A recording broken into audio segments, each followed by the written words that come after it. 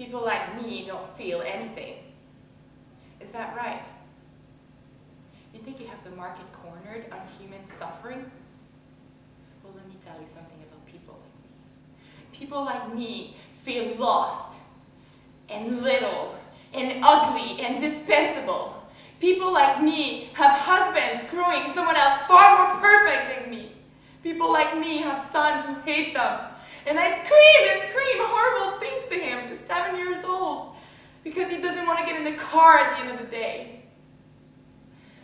And then he looks at me and I hate him then. I know I failed you. I know I disappointed you. I know you deserve better, but get in the fucking car! It's like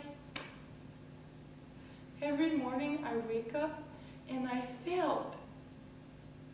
And I look around and everybody seems to be pulling up. Somehow, I just can't.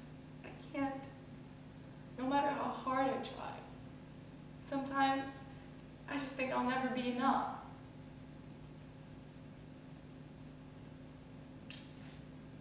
28 days? No. I am Sam. Michelle Pfeiffer. Yes. I knew that sounded familiar.